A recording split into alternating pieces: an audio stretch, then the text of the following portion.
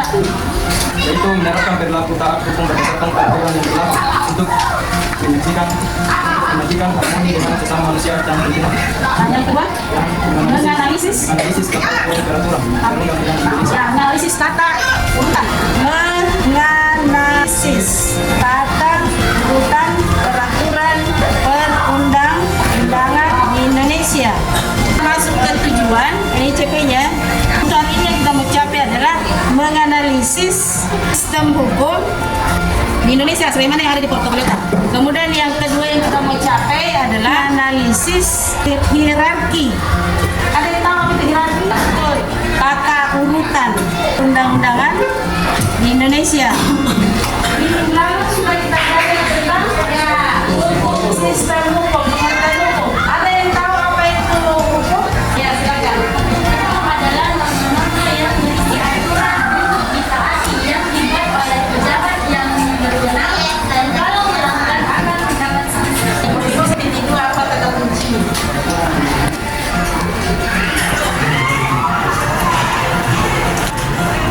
Oke, yuk tepuk tangan. Ada lagi yang perlu dilengkapi. Apa biasa siapa kalau aturan hukum? Sekarang saya bagikan bukunya ini untuk Anda baca-baca.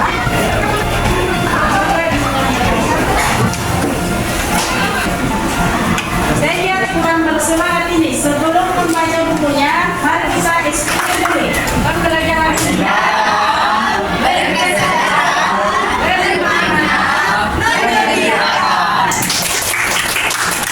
Silakan baca bukunya 5 sampai 10 menit. Sampai kita ke upaya untuk mengetahui tingkat pemahaman literasi baca Anda. Sampai bisa jawab pertanyaan saya, berarti pemahaman literasi sudah bagus. Sistem hukumnya apa yang berlaku di Indonesia saat ini? Apa yang bisa jawab? Saya Bu. Ya, silakan. Sistem Eropa. Iya. Apa yang maksud tadi sistem Eropa kontinental? Yang diutamakan penegakannya adalah ya, case law, sistem hukum case law. Oke, kalau seperti itu saya kirim saja dulu ya. Sekarang saya mau Anda bekerja dalam kelompok sesuai dengan tujuan pembelajaran kita. Berapa pikir atau mepet ya. Silakan diberikan kertas untuk tampil sebentar satu persatu. Masing-masing kelompok ini sudah duduk sesuai kelompoknya. Jadi Anda coba buka. Jadi kan ini adalah salah satu aplikasi yang memudahkan kita untuk membuat kredit atau meme. Apa yang dimaksud dengan meme itu sebuah data yang mengcover bagaimana seorang siswa atau saya atau siapa saya yang itu untuk memikirkan dan mana kita memulai sesuatu sebagai inti pembangunan. Dalam hal ini yang mau kita buat adalah berpikir sebuah kelompok harus memasukkan ide-idenya dalam meme. Caranya diperintah itu tanpa AI-nya dibuatkan prompt. Sudah lihat bang? Dibuatkan prompt. Nah, dengan prompt ini Anda bisa bekerja dengan cepat tanpa harus memikirkan bagaimana bagaimana atau caranya. Tulis di kalimat supaya seragam. Sebentar Anda kembangkan sendiri. Saya akan menilai keaktifan masing-masing tiap kelompok ya. Masing-masing harus berpartisipasi. Kita bantu teman-teman. Silakan kelompok yang sudah menetapkan pernyataan di papan.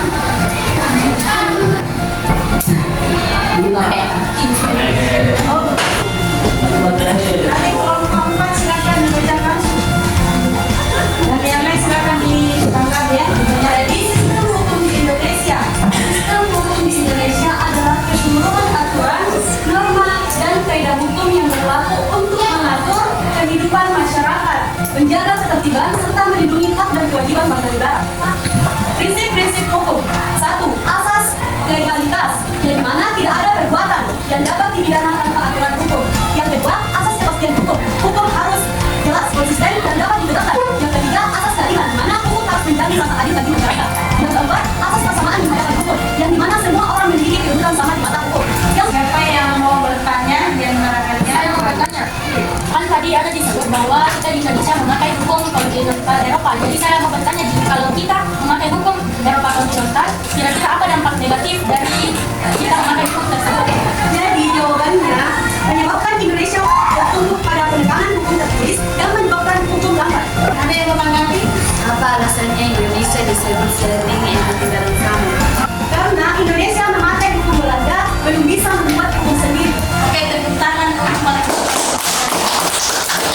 selanjutnya ada yang mau mengoreksi pembelajaran kita hari ini sebagai kegiatan refleksi.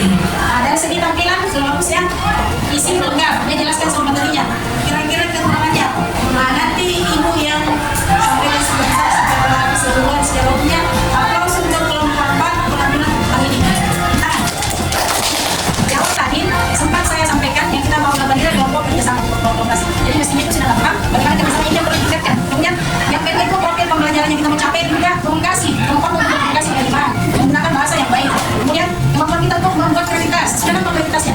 Jadi sudah mampu menggunakan aplikasi AI, mampu menggambar dan melukiskan itu sebagai sebuah pikirannya utuh. Selanjutnya coba lihat di grup. Nanti saya kirim tautan untuk kegiatan post-test atau kegiatan formatif hari ini. Selanjutnya hari ini kita akan kerja post-test atau kegiatan sumatif yang akhir pembelajaran ini. Silakan di tautan yang saya sudah kirim tadi untuk dikerjakan. Foto bagus, 100.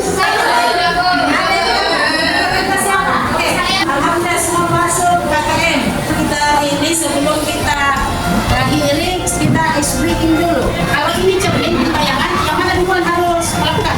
Tapi kurang lebih kecepatan yang sama ya.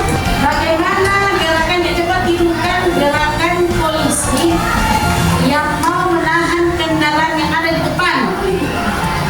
Berarti pas. Ya oke, gerakan hakim di pengadilan yang memutuskan perkara.